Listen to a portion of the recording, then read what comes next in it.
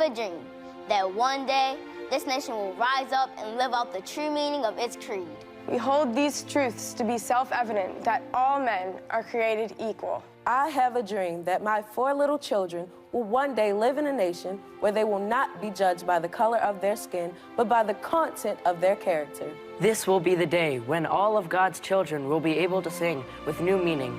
My country, 'tis of thee, sweet land of liberty, of thee I sing. And if America is to be a great nation, this must become true. So let freedom ring. When we let it ring from every village and every hamlet, from every state and every city, we will be able to speed up that day when all of God's children, black men and white men, Jews and Gentiles, Protestants and Catholics will be able to join hands and sing. Free at last, free at last, thank God Almighty, we are free at last.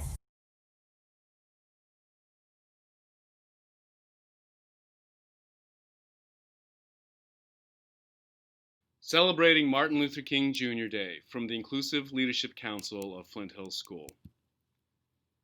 This day honors the achievements and legacy of Reverend Dr. Martin Luther King Jr., an instrumental leader in the movement to end racial segregation in the United States. The Reverend Dr. Martin Luther King Jr. used a nonviolent approach and led the 1963 March on Washington. This mass demonstration, with 250,000 people in attendance, protested racial discrimination and demanded equal justice for all citizens. It was also the place of his famous "I Have a Dream" speech, in which he promoted unity and called for an end to racism. As one of the most prominent civil rights leaders, King was essential in the Voting Rights Act of 1965 and the Civil Rights Act of 1964, which outlined discrimination in public accommodations, facilities, and employment. Reverend Martin Luther King Jr. was awarded the Nobel Peace Prize in 1964. Widely known as a day on, not a day off, Martin Luther King Day encourages all Americans to volunteer and serve their communities. When reflecting on such an extraordinary figure, we are reminded of the power in service and the values of equality and unity.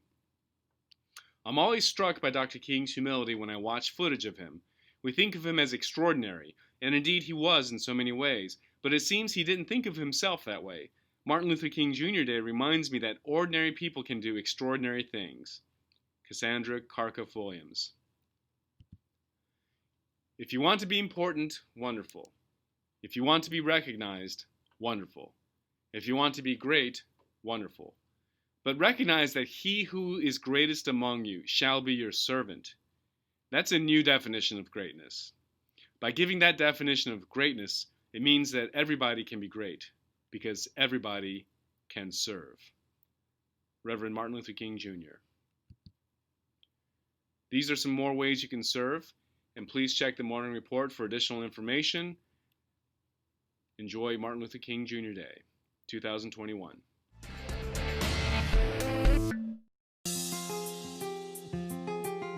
Martin Luther King Jr. was born in Atlanta, Georgia in 1929. Faith was always an important part of daily life, as both his father and grandfather were Baptist ministers. He thrived at a segregated high school, graduating at 15, before heading off to Morehouse College. He then dedicated 3 years to theological study at Crozier Seminary in Pennsylvania. While earning his graduate degree at Boston University, he met Coretta Scott, who he would marry and have 4 children with. King and his family settled in Montgomery, Alabama, when he became the 20th pastor of the Dexter Avenue Baptist Church. When Rosa Parks was arrested for refusing to relinquish her seat to a white man on a Montgomery City bus in 1955, the incident lit a fire under the burgeoning civil rights movement. His boycott of the bus system in Montgomery, Alabama was tremendously successful because he was incredibly strategic and he worked with other people to get the individuals in Montgomery, Alabama to understand that they weren't going to take it anymore. King's experience, passion for the cause, and position in the community gave him the credentials to become a leader in the 381-day boycott of the city buses. On December 20th, 1956, the Supreme Court ruled segregated buses to be unconstitutional. This was a major victory for the civil rights cause and proved King's nonviolent methods of protest could yield results. King was now the national face of the civil rights cause. He was jailed over 20 times, was once stabbed in the chest, his house was bombed, and he suffered relentless personal attacks on himself and his family. For a man of peaceful intentions, he unfortunately spent much of his life the target of violent intent. Yet the threats never stopped him. Dr. King inspired thousands of people through his eloquence and through his fearlessness, especially after his home was firebombed with his wife and his children. They showed through their courage that they were prepared to give their lives to the cause of freedom. King worked tirelessly to promote the cause he so strongly believed in. And from 1957 through 1968, he traveled over 6 million miles, delivered 2,500 speeches, wrote 5 books, and dozens of articles. His hard work and ability to communicate earned him such respect that he earned the ear of President John F. Kennedy, who personally met with King. Of all the speeches King delivered, none has stood the test of time like his famous I Have a Dream speech. Symbolically delivered from the steps of the Lincoln Memorial in 1963, in front of 250,000 people, both black and white.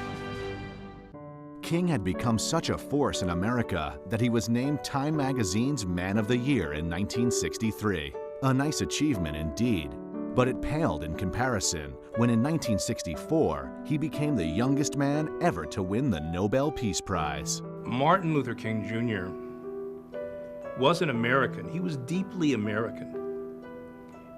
And what's striking to me is that he had more confidence and faith in American democracy, in the Constitution, and in the principles of fairness and opportunity than nearly all of his critics.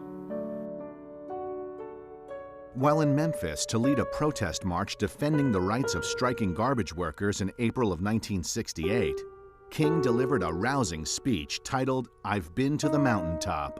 It would be his last. Standing on the balcony of his second-floor room at the Lorraine Motel in Memphis, King was shot and killed.